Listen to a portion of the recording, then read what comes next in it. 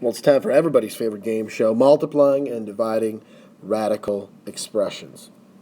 I know we can't wait, so let's just dive right into it. Now, our objective for this section is being able to multiply and divide radical expressions. Whew, it's going to be awesome. So we got ourselves a big idea. Ew. Which two do you think you can multiply? Meaning, can we multiply these two bad boys together or these two bad boys together? Well, let's think about it here for a sec. Thinking is hard, I know, but I believe in you. You can do it. We've got a cube root here, cube root of 6 times the square root of 2. Here we've got the cube root of -4 and the cube root of 2. So we've got a cube root and a cube root down there at the bottom. Those two are the same type of roots. Maybe we can multiply those together. And you're absolutely right. These two can be multiplied together, and you'd have the cube root of, well, -4 times 2 is -8. You can't multiply these two together because they're different radicals. Cube root and square root, they don't go together. They are not like peas and carrots, as Forrest Gump would say. They don't go together. Okay? These guys are like peas and carrots. They go together. All right? They're both cube roots. Now, one thing some of you might notice right now, you're like, hold up. We got the cube root of -8. I've seen that before. The cube root of -8 is negative dose. There's my final answer. I do need to simplify if possible. Since -2 cubed is -8, the cube root of -8 is -2. See that back and forth? The one undoes the other. Oh, yeah. If you need to, you can always break this down like we did in previous videos. 2 and 4, 2 and 2. Group of 3 comes out. Got to take care of that negative that was in there, so we get -2. Awesome. So let's multiply some more radicals. Yeah. So right here, they're both square roots. I can multiply them together. Well, 3 times 2 is 6.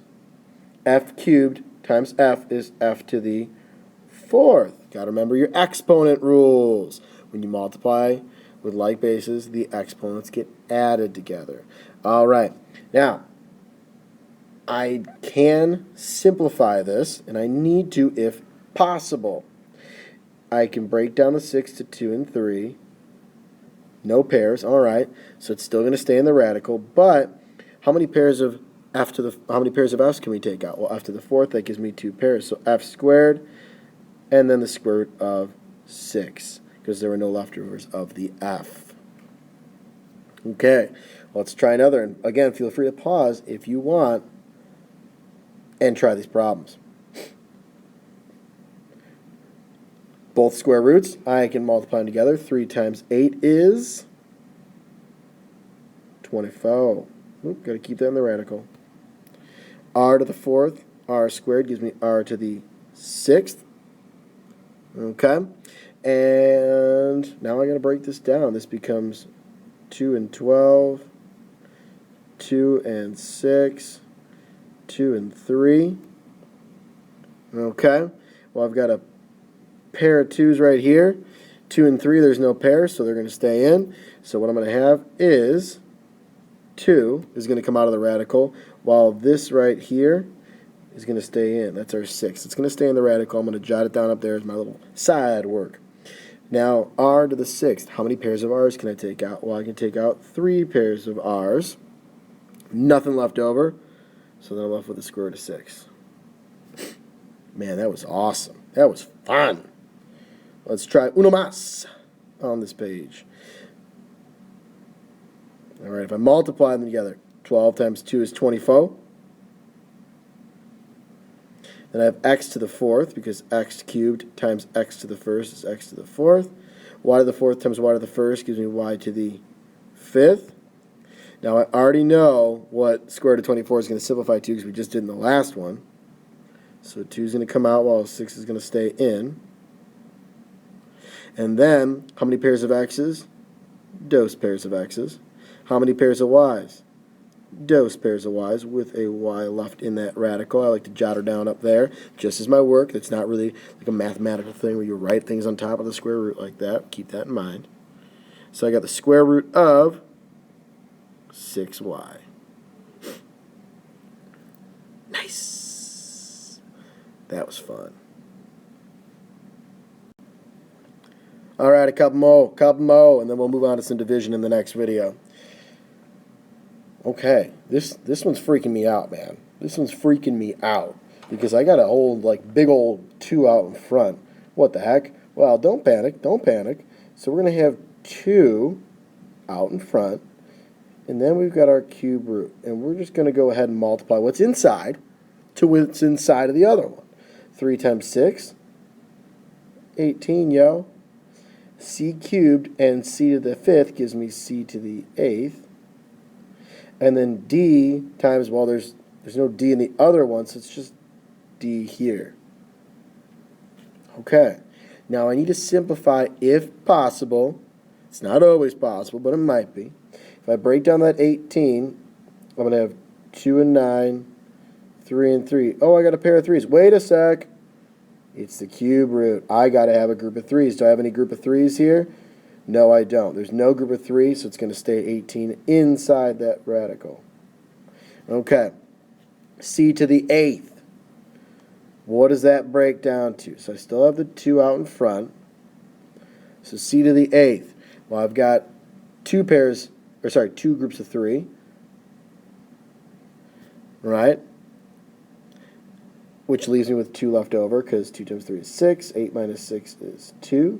So I got c squared left inside the radical. And then d. Can I take any pairs of 3s out, or groups of 3, sorry? No, I cannot take them out, but there is a d left inside the radical. So now we have our cube root, and we've got 18 c squared d. Okay, now I want to have a what-if scenario here, if you will. If you will. Let's say when we were breaking this down, maybe I had another 3. So let's say we had a group of 3 3s. So I'd pull out a 3. What number do you think I'd have here? Well, if there was another 3 here, let's just pretend there was another 3 there. Okay, so now I have this group of 3s. What do you think would end up here? Well, what it would actually be is what's 3 times 2? 6. So I know it gets confusing where we're adding exponents and we're multiplying numbers, and it's kind of weird. All right, but we got to keep those straight. All right, so we'd end up with a 6 there. If there was another 3, we took out a 3, those 2 would get multiplied together, and you'd have a 6 instead of a 2. Cool. I always liked what-if scenarios when I was in math class, so I try to throw those in there. Hopefully they work well for you as well. I mean, I'm a genius, so that'll make you a genius, I think. All right, moving on. Let's combine these two together. So we've got a negative, and then we've got our cube root. 5 times 10 is 50. X times x squared is x cubed. Now, if I break down 50, I'm going to have 2 and 25, and then we got 5 and 5. No groups of 3 there, and we are in a cube root, so it's going to stay with the 50. And then we got x cubed, 1 group of 3. So what we're going to have is negative x, because 1 group of 3 x's came out. Nothing else could come out, so I got my cube root of 50. So negative x times the cube root of 50. Cool.